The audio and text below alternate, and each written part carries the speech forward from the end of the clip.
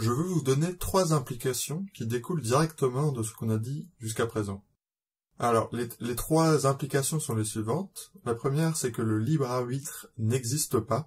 La seconde, c'est que le corps humain et l'esprit humain ne peuvent pas agir l'un sur l'autre. Et la troisième, c'est que 99,9999% des gens n'auront jamais l'idée d'une banane. Alors tout d'abord, le libre arbitre. Pour expliquer ça, on va reprendre la définition actuelle de Wikipédia du libre arbitre. Le libre arbitre est la faculté qu'aurait l'être humain de se déterminer librement et par lui seul à agir et à penser. Pour Spinoza, cette idée est absurde. En effet, l'homme, comme toute chose, fait partie d'une substance unique, donc il est déterminé par les lois de Dieu. Donc il n'y a aucune raison pour qu'un homme soit plus capable qu'une banane de se déterminer librement. Pour qu'un homme puisse se déterminer librement, il faudrait en fait qu'il soit lui-même une substance. Alors il pourrait avoir ses propres règles de fonctionnement, et il pourrait donc éventuellement se déterminer librement. Mais c'est impossible, car il ne peut y avoir qu'une seule substance. Donc concrètement, en fait, pour Spinoza, quand vous prenez une décision, c'est parce que vous avez été déterminé à la prendre. Et le sentiment de liberté, en fait, vient de ceci.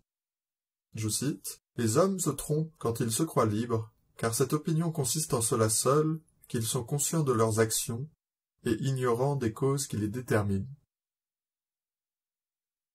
Ensuite, deuxième point, le corps et l'esprit ne peuvent pas agir l'un sur l'autre. Votre corps et votre esprit sont les expressions d'un même être. Donc, il est absurde de s'imaginer que l'un peut agir sur l'autre. On va faire une analogie. En fait, c'est un peu comme si vous disiez que quelque chose que vous regardez depuis un angle donné va pouvoir agir sur cette même chose que vous regardez depuis un autre angle. C'est évidemment impossible parce que c'est la même chose.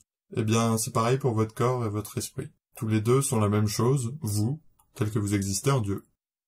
Et enfin, troisième point, 99,9999% des gens n'auront jamais l'idée d'une banane. Pour rappel, vous avez l'idée de votre corps, et c'est tout. Pour avoir rigoureusement l'idée d'une banane, il faut être la banane elle-même. Ou alors, il faut faire partie des 0,0001% qui ont une connaissance intuitive des bananes. En fait, pour la plupart d'entre nous, quand on pense avoir l'idée d'une banane, on a en réalité l'idée de la manière dont les bananes nous ont affectés.